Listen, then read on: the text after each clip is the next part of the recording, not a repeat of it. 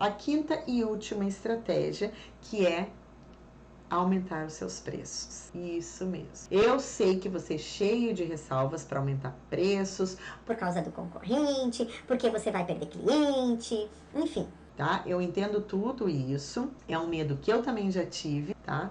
Mas você precisa tirar essa crença, essa mentalidade de escassez, tá? Eu quero que você tenha a mentalidade de abundância. Para você ter essa mentalidade de abundância, é preciso você entender que se você aumenta os seus preços de uma forma estruturada também, o seu cliente não vai se importar de pagar mais, tá? Então, eu não tô falando para você aumentar preço só por aumentar. Eu tô dizendo para você aumentar também a percepção de valor do seu cliente, certo? Então, não é só olhando a concorrência que você vai colocar a precificação dos seus produtos e serviços. Você precisa saber o que o seu cliente valoriza, quais são os interesses do seu cliente. E aí sim, você vai conseguir aumentar. Olha o bairro, olha a cidade onde você está inserido com o seu negócio. Daí sim você vai conseguir aumentar os seus preços. Quer ver um exemplo? Aqui na minha cidade tem uma agropecuária enorme e longe de ser a agropecuária mais barata que tem aqui na cidade.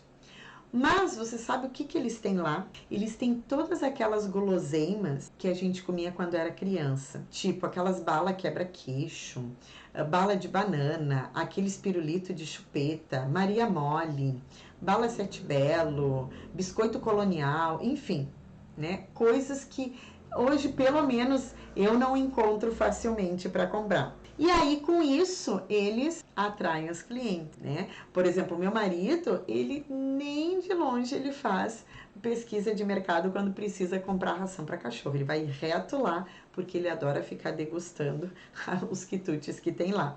E a agropecuária está sempre cheia. E as pessoas vão ficando, porque daí elas vão provando uma coisinha ou outra e vão pegando outra, vão comprando outra coisa e vão comprando outra coisa.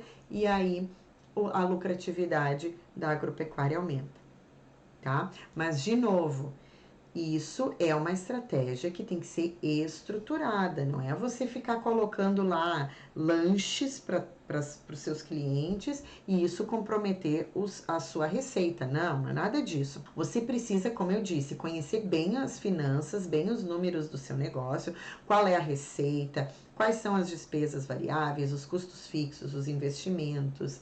Você conhecer a sua margem de lucro e aí sim você vai estipular um percentual do faturamento para você usar nesse encantamento do seu cliente. Você pode estipular, 2%, por exemplo, do seu faturamento para usar nesse. É como se fosse um marketing interno, tá?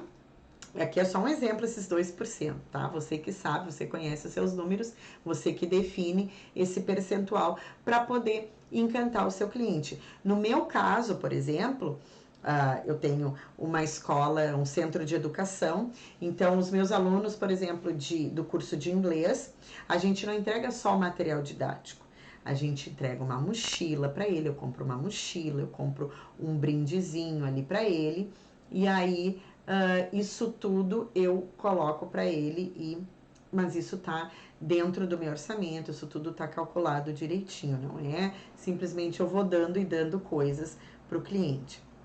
Certo? Então, da mesma forma, você vai olhar os seus números e vai, poxa, eu consigo colocar uma água saborizada ali na entrada da loja, algumas guloseimas, não sei, um cheirinho na loja, uma musiquinha, não sei o que é que você vai fazer para poder melhorar, ampliar essa percepção de valor do seu cliente.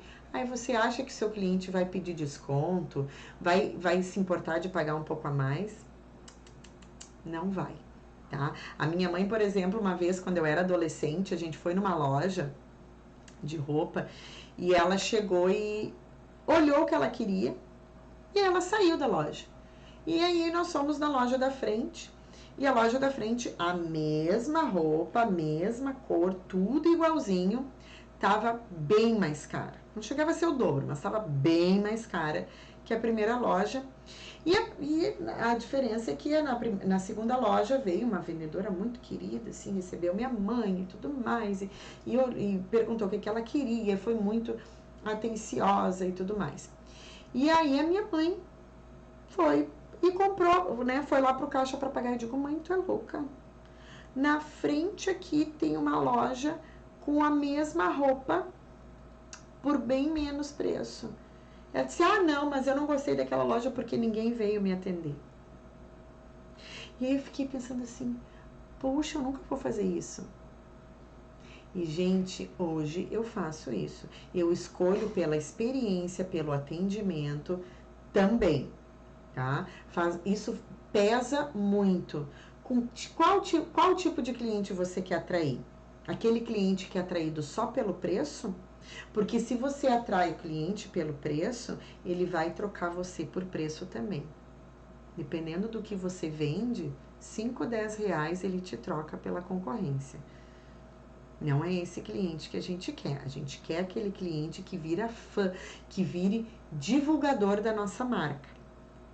Tá? Então, quando a gente tem esse tipo de cliente, ele vai fazer para nós o marketing mais barato que existe nesse mundo, que é o boca a boca. Certo? Porque ele já está super engajado, ele já faz parte do processo. Legal, né?